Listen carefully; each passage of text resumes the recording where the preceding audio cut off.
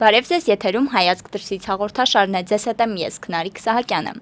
Այսօր խոսելու ենք հայ-իրանական հարաբերությունների, Իրանի ներքին քաղաքականության ու Իսրայելի հետ լարվածության աճի ֆոնի մասին։ Այսօր մեր հյուրն է իրանագետ Փույա Հոսեյնին։ Բարև ձեզ, պարոն Հոսեյն։ Բարև ձեզ։ Շնորհակալ եմ մեր հրավերը ընդունելու համար։ Նույնպես է շնորհակալություն հրավերի համար։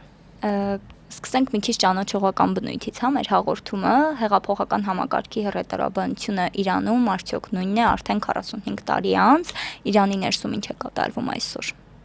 Իհարկե նույնը չի, գաղափարները նույն են, բայց սերունդը փոխել եւ նոր սերունդը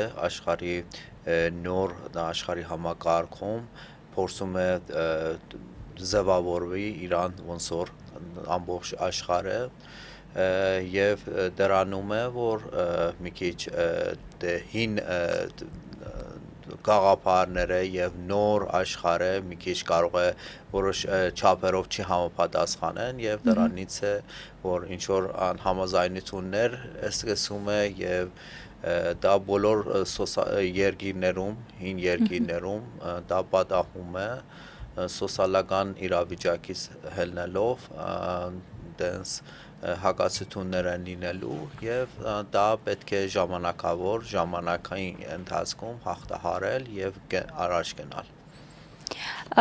Իսկ այսօր Իրանում նշեցիք, որ աշխարհաքաղաքական փոփոխությունների ֆոնին Իրանում եւս փոփոխություններ են իրականացվում, բայց Իրանում ովքեր են իրական որոշում կայացնողները, նախագահն է, գերագույն առաջնորդն է, թե մեկ այլ ստվերային կենտրոն է։ Հիմնական մենք կարանք ասենք, որ հիմնական բարձրաստիճան ղեկավարություն է Իրանում կոլեկտիվ որոշումներ են կայացնում, բայց վերջին խոսքը Իրանի զինված ուժերի գլխավոր հրամանատարը, որը հոգևոր առաջնորդ է, հեղափոխությունից ժամանակ առաջ, այսինքն 40 տարի առաջ, որ նոր հեղափոխություններ, այդ գլխավոր հրամանատարը զինված ուժերին պատկանում էր նախագահը, բայց դրանից սահմանադրությունը փոխվեց եւ գերագույն առաջնորդը հիմա վերջին խոսքը ասում եւ ինքն է որ գլխավոր հրամանատարը։ Շատ բարի, երբ Իրանը տարբեր հայտարարություններ է անում, ասելով որ մենք թույլ չենք տա որ տարածաշրջանում սահմաններ փոփոխվեն, սա ուղղակի խոսք է թե իրական ռազմավարություն է, այսինքն ինչ է ցանկանում Իրանը այսօր տարածաշրջանում։ Իրանի Արցախից պատերազմից հետո Իրանը շատ բազմիցս հրապարակել է իր գարզիքը, իր կարմիր գծերը, որը Հայաստանի սահմանների անձեռմխելություն է, որը աշխարհակաղակական գեոպոլիտիկ փոփոխությունների չի թույլատրել է եւ նաեւ իր համար կարմիր գիծը Հայաստանի սահմանները, ինքնաիշխանությունը, տարածքային ամբողջականությունը եւ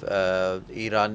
ինչու համար Իրանի համար էլ Հայաստանի անվտանգությունը Իրանի անվտանգությունը, որովհետեւ եթե Իրան-Հայաստան սահմանները խաթարեն եւ խնդիր ստեղծվի կամ Սյունիքում կամ որը մի այլ վայր Հայաստանի այլ տարածքները Իրանի համար, որովհետև Հայաստանը Իրանի համար պատուհան է դարպասը դեպի Եվրոպա, դեպի եվրասիական շուկաներ եւ դա գեոպոլիտիկ փոփոխություն է Իրանի համար իր անվտանգությունի վրա գազդի եւ դրանից է որ Իրանը մեջտապես զգուշացնում է բոլոր կողմերին որ դա իմ համար կարմիր գիծ է եւ մենք որը մի դեպքում թույլ չենք տալիս դա տեղի ունենա։ Բայց հայկական որոշ շրջանակներում խոսք է գնում այն մասին, որ Իրանի քաղաքականությունը Հայաստանի ու Ադրբեջանի նկատմամբ երկակի է, այսինքն Իրանը երբեմն խրախուսում է Հայաստանին, երբեմն նույն ոգևորությամբ խրախուսում է նաև Ադրբեջանին։ Ինչ է սա, ում է ավելի, որ կողմն է ավելի ձեռնտու Իրանի համար։ Ոչ, որովհետև Իրան-Հայաստան հարաբերությունները եւ Իրան-Ադրբեջանի հարաբերությունների բնույթը տարբեր են։ Իրանը Ադրբեջանի, որովհետև Ադրբեջանը դաշնակից է Իրանի ողեմին թշնամի հետ, Իսրայելի հետ եւ Իրանի ամենամեծ տարածաշրջանում մերսագիտի հետ,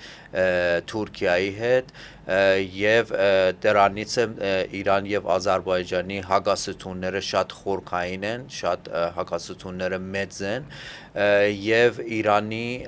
հարաբերությունները Ադրբեջանի հետ ավելի շատ զսպող են, ավելի շատ չեզոքացման իրանց կողմից գալու վտանգների համար չեզոքացման քաղաքություն է Իրան վարում դա է բնույթը եւ փորձում է Իրանը Ադրբեջանի վրա ավելի շատ ազդեցությունը մեծացնի, որովհետեւ վերջին տարիներ Թուրքիայի եւ Իսրայելի ազդեցությունը ինչքան բարձրացել է, Իրանի ազդեցությունը ահագին նվազել է Ադրբեջանի վրա եւ Իրանի զսպող ուժը փակասել է, նվազել է Ադրբեջանի վրա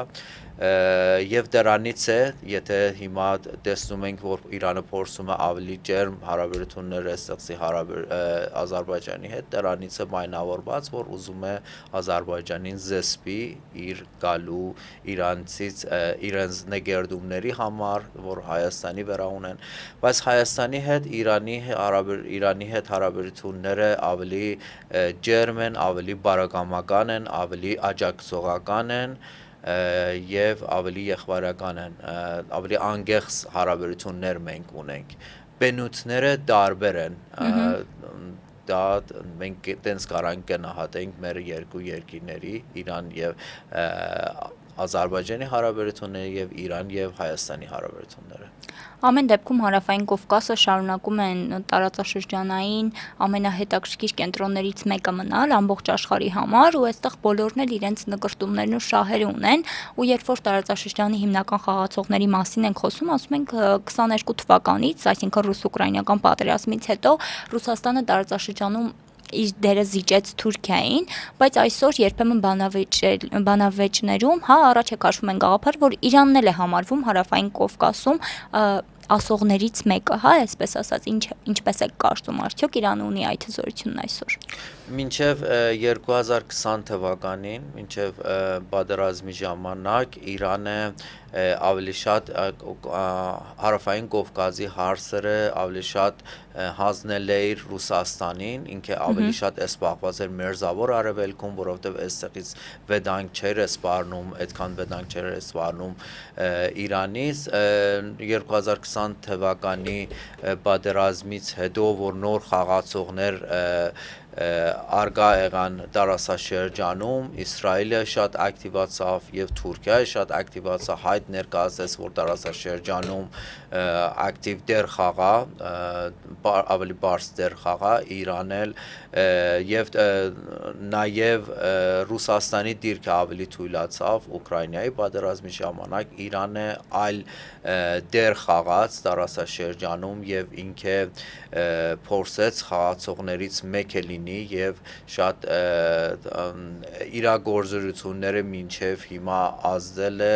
կարողացել է զսպի Ադրբեջան եւ Թուրքիայի տանդեմը Զանգեզուրի միջանցքը չիրականացնեն, դա փաստում է Էրդողանի հարցազրույցներից մեկը, որ Էրդողանը հայտարարեց միայն գործուն է, որ մինչև հիմա մենք չենք կարողացել Զանգեզուրի միջանցքը իրականացնենք, դա Իրան է եղել, վերջերս էլ նորից վերջին օրերս Էրդողանի այս է տեղի ունեցել Ադրբեջանում եւ այնտեղից բռնազավթած Արցախում եւ այնտեղից հայտարարել է, որ եթե Իրանը աջակցի Զանգեզուրի միջանցքը, խաղաղություն կլինի տարածաշրջանում եւ այլը, Իրանը տրամադրել է Ադրբեջանին ճանապարհ դեպի Նախճավան, որպեսզի կարողանա զսպի Ադրբեջանին, որպեսզի իրեն նկերդումներից զսպի, բայց որ արիտ չունենան Զանգեզուրի միջանցքի մասին խոսեն, բայց իրան շահունակում են, որովհետև եթե ճանապարհ են ուզում, դե Իրանը դրամադրում է ճանապարհից բազի ինչ են ուզում Հայաստանից, որ Իրանը չի դրամադրել։ Պարզ է, որ իրեն նեգերդումներ ունեն Հայաստանի տարածքների վրա, նեգերդումներ ունեն Սյունիքի վրա, եւ մեծ պլան են կատարում, ուզում են երկար ժամանակ Զանգեզուրի միջանցք իրականացնեն, դրանից հետո ազերբայջանցիները բնականացնեն, տեղավորեն Սյունիքում եւ մեծ պլան ունեն Սյունիքի համար եւ Հայաստանի համար եւ դա է որ խնդիրը Իրանի համար եւ Իրանը ամեն ինչ անում է որ թույլ չի դա Հայաստանի դիրքերը թույլանա եւ աջակցի Հայաստանի տարածքային ամբողջականությունը եւ ինքնաիշխանությունը։ Ամեն դեպքում Հայաստանի վարչապետի Փաշինյանի շփումները արևմտյան առաջնորդների հետ, թեկուզ եւ Ամերիկայի Միացյալ Նահանգների հետ, կարծում եմ, որ միգուցե առաջացնեն ինչ-որ խնդիրներ հայ-իրանական հարաբերություններում, ինչ է կարծում, այստեղ ռիսկ կա, որ հայ-ադրբեջանական հարաբերություններում Իրանը իր տեղը կզիջի Թուրքիային։ Միանշանակ չէ, որովհետև Իրանը այստեղ մեծ դեր է խաղում տարածաշրջանում եւ մեր սագից է նաեւ Թուրքիային եւ ամեն ինչ անում է մենք տեսնում ենք ամեն ինչ անում է որպեսի իր դիրքը ուժեղանա Հայաստանը այդպեսի գործողություններ չի անելու որպեսի Իրանի դիրքը թույլանա որովհետեւ գործարար կլինի Հայաստանի համար Իրանի դիրքը թույլանա այն ժամանակ Թուրքիա եւ Ադրբեջանի դիրքը բնականաբար ուժեղանան եւ Իրանը հիմա հանդես է գալիս որպես զսպող ուժ, բալանսավորող ուժ տարածաշրջանում եւ եթե այդ բալանսը խախտվի Հայաստանի անվտանգության համար լուրջ խնդիրներ են ստեղծում։ Խոսեցինք Իրանի հիմնական հակառակորդներից մեկի Հայ-Իսրայելի մասին, բայց Իսրայելը այսօր արդեն գործում է Իրաքում, Ադրբեջանում, Կիպրոսում, ինչ հակաքայլեր ունի Իրանը այս ուղղությամբ։ Իրանը դարիներ շարունակ իր դիմադրական ուժերի միջոցով տարածաշրջանի դիմադրական ուժերի միջոցով դիմադրել է Իսրայելին եւ վերջերս Իրան եւ Իսրայելի պատերազմի ֆոնին մի քիչ համ Իսրայելը շատ վնասներ կերել, համ Իրանի դիմադրական ուժերը ահագին վնասներ են կերել, բայց մեր հակամարտությունները մնում է ամենագլխավոր խնդիրը տարածաշրջանում Մերձավոր Արևելքում մենք տեսնում ենք որ երբ որ Իրանը Միացյալ Նահանգների հետ բանակցություն է վարում ինչքան խոչընդոտ են ստեղծում ինչքան ուզում են խանգարեն այդ գործընթացները ուզում են դերթեն Միացյալ Նահանգները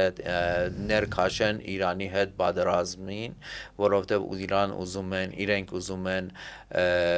Իրանի հարցը Միացյալ Նահանգների ձեռքով լուծեն Իրանի հարցը Իրանի խնդիրը միանակ Իրան ի վիճակի չեն Իրանի դեմ պայքարել պատերազմել պետք է Իրանի Միացյալ Նահանգների աջակցությունը լոջիստիկ եւ զենքերի մատակարարում եւ տարբեր բնույթի աջակցություններով իրենց կատարեն Իրանի վրա հարձակում միանակ ի վիճակի չեն մենք տեսնում ենք երբ որ Իրանը երկու անգամ հարձակում կատարեց Իսրայելի վրա հերթիրակոծեց Իսրայելին Միացյալ Նահանգները շատ մեծ դեր ունեցավ որ պաշտպանի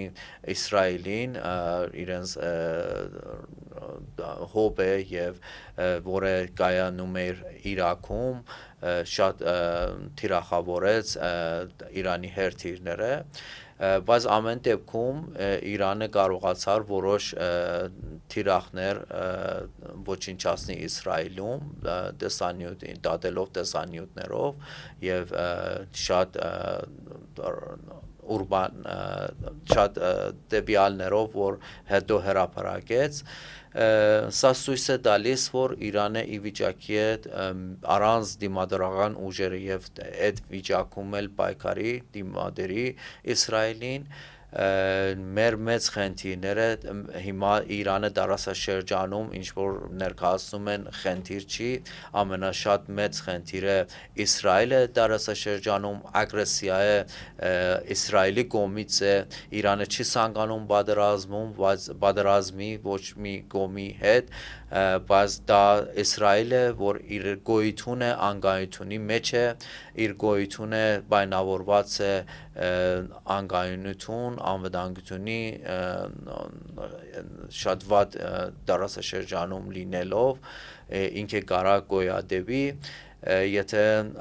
Իրան եւ Միացյալ Նահանգները եւ Իրան եւ Արևմուտքը կարողանան իրենց խնդիրները լուծեն դա շահավետ չի Իսրայելում եւ դրանից ամեն ինչ անում է որ Իրանի հետ մեկնի պատերազմի մեջ եւ նաեւ ներքաշի Միացյալ Նահանգները Բրիտանիա եւ իրենց միջոցով Իրանի հարցը լուծի Բայց Թրամփը վերջերս հայտարարել էր, որ Իսրայելին կոչ կանի, որ հանկարծ չհարձակվի Իրանի վրա, ինչ է կարծում, սա կտանի էսկալացիայի փուլի Իրան-Իսրայել հարաբերություններում, այսինքն Իսրայելը կհետևի Թրամփի կոչին, թե ոչ։ Դա ավելի շատ սպառնալիքներ են բանակցությունների գործընթացների մեջ իրանց մեթոդը այդպես է համ բանակցում են համ սպառնում են պատերազմով Իրանը բայց Իրանը դրանից պայմանավորված էր որ ուղիղ բանակցություններին հրաժարվեց հայտարարեց որ միջնորդված բանակցություններ կվարվի որովհետև Իրանը հրաժարվում է սպառնալիքների եւ ուժի ներքո բանակցել, որը մի կողմի հետ Իրանը հիմա Օմանի միջնորդությունով բանակցում Միացյալ Նահանգների հետ եւ այդ սպառնալիքները չեն կարա ազդեն Իրանի կամքի վրա եւ չեն կարա զիջումներ գործեն Իրանից սպառնալիքներով Իրանը առաջին անգամ որ Թրամփը նախագահ էր նույն մեթոդաբանությունով փորձում էր Իրանին զենքի բերել մաքսիմում ջենշում էր գործադրում մաքսիմում շատ մեծ պատժամիջոցներ գիրարեց Իրանի դեմ եւ չկարողացավ Իրանի դեմ այդ իր գործողությունները իր մաքսիմում ջենշում է հաջողություն հասնի այս անգամ էլ այդ սպառնալիքների ներքո չեն կարա հաջողություն հասնեն եւ Իրանին զիջումներ գործեն Իրանը պատրաստ է բանակցությունների ընթացքում փոխզիջումներ անի, այսինքն երկու կողմանի լինի, արդար բանակցություններ լինի, համաձայնություններ լինի, բայց մի կողմանի երբեք Իրանը իր կարմիր գծերը հստակ գծել է Միացյալ Նահանգները սկզբից շատ մեծ սպառնալիքներ էին վարում հիմա թույլատրել է սպառնալիքները որովհետև ի վիճակի չի Միացյալ Նահանգները իր չի ուզում որ պատերազմի Իրանի դեմ որովհետև վերջերս Թրամփի այս տարածաշրջանում մենք տեսանք որ 3 արաբական պետություններում Իմարաթը, Արաբիա Սաուդիա եւ Կատարում ինքը մեծ գործարք կերկեց իրանց հետ եւ քանի տրիլիոն դոլարի ներդրումային պայմանագիր կերկեց այդ արաբական պետությունների հետ այդ արաբական պետությունները կոչ են արել Միացյալ Նահանգներին Թրամփին որպեսի զերծ բահի իրանց պատերազմին որովհետեւ եթե պատերազմ լինի Իրանը հայտարարել է այդ երկիրներում Միացյալ Նահանգները ռազմաբազաներ ունեն եւ Իրանը հայտարարել է եթե այս ռազմաբազաներից հարձակում լինի Իրանի վրա Իրանը թիրախավորում է նույն երկիրներին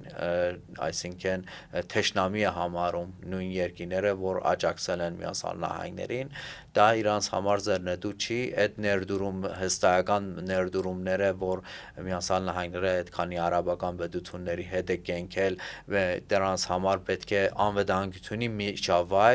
անվտանգությունի միջավայրի համար էլ պետք է զերծ մնա ագրեսիայից Իրանի դեմ եւ մենք հիմա կնահատում ենք, որ թույլացել է այդ Միացյալ Նահանգներում այդ թեմին, որ պատերազմ էին ուզում, որ Իսրայելի լոբինգի ազդեցություն տակ էին եւ պետք է տեսնենք բանակցությունների ընթացքում ինչ է կատարվում, Իրանը մաքսիմում պաշտպանում է իր շահերը եւ իր անվտանգությունը։ Շատ լավ, բայց Իրանը վաղուց խոսում է հյուսիս-հարավ ճանապարհի մասին, ուղղակի պետք է հիմա հասկանալ ով է հա Իրանի գլխավոր գործընկերը՝ Ռուսաստանը, Հնդկաստանը, թե երկուսն էլ։ Իրանը բոլոր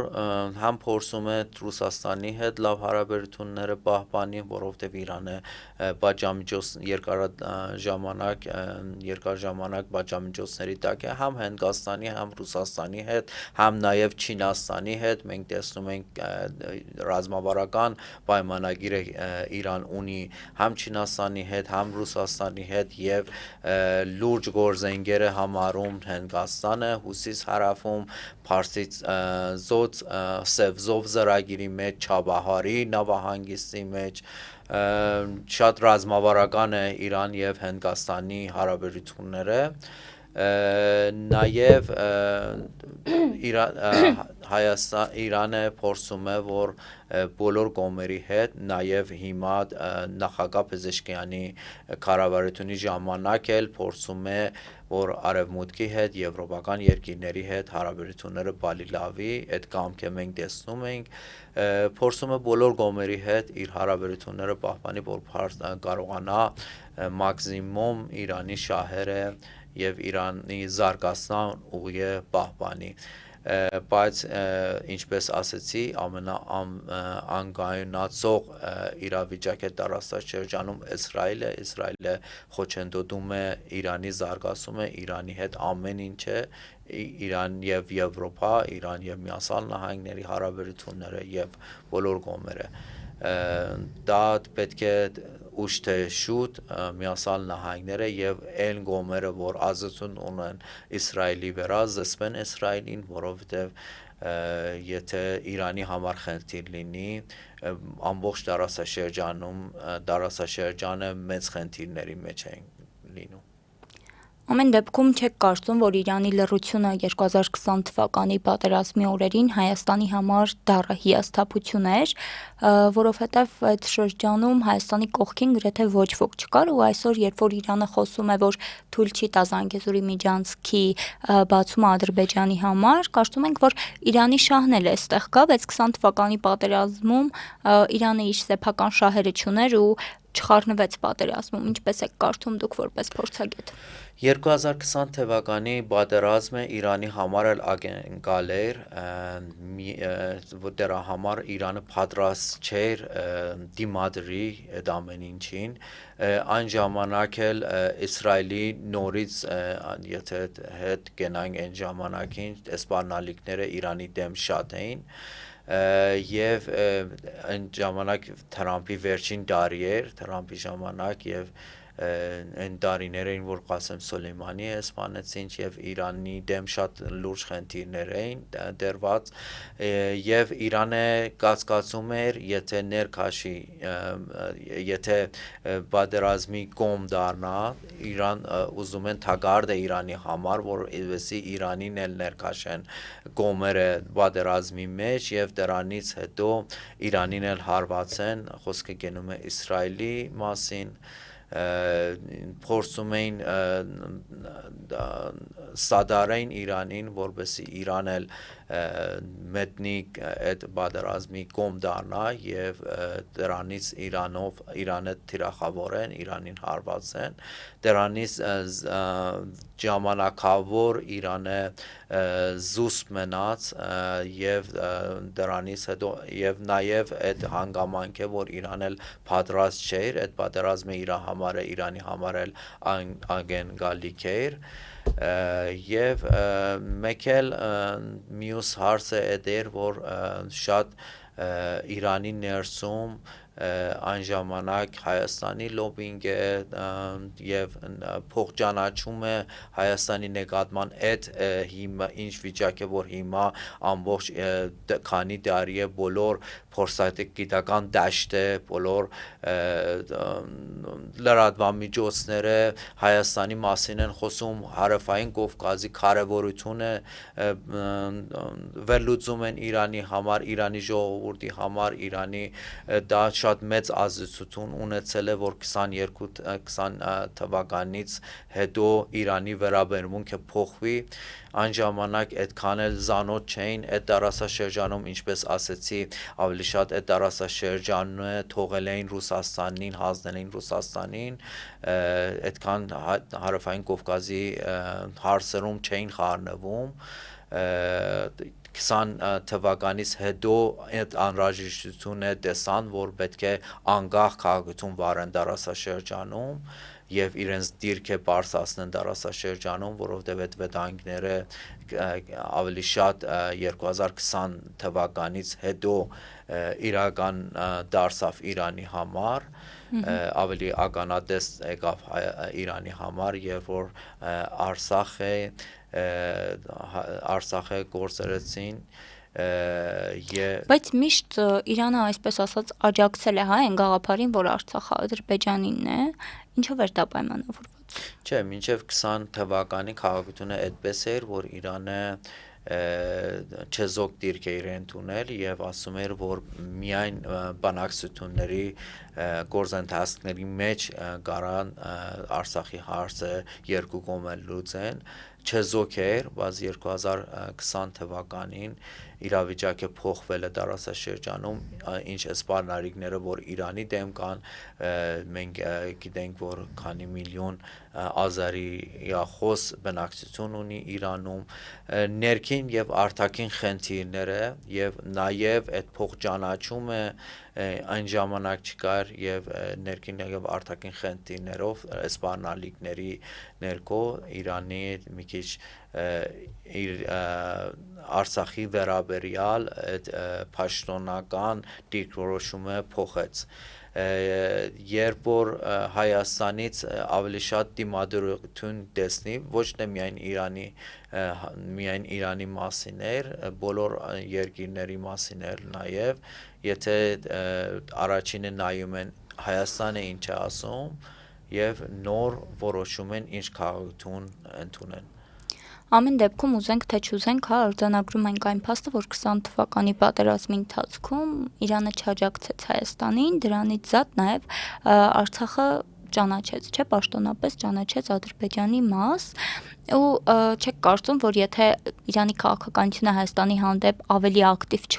չդառնա առաջիկա տարիներին, հնարավոր է, որ հանրությունը այլևս չընկալի Իրանին որպես իր բնական դաշնակից եւ ինչ կկորցնի այս դեպքում Իրանը։ Տեսեք 2020 թվականից հետո ամենամեծ անվտանգությունների խնդիրը Իրանը ունեցավ հենց Արցախի կորուստից հետո, որովհետև այն ժամանակ երբ որ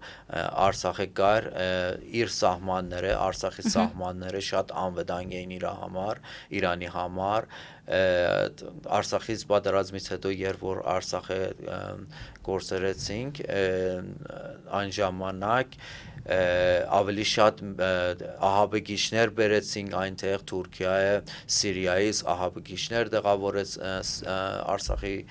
տարածքում, հետախուզական Իսրայելի Մոսադի հետախուզական կայանատեղեր տեղավորեցին Արցախում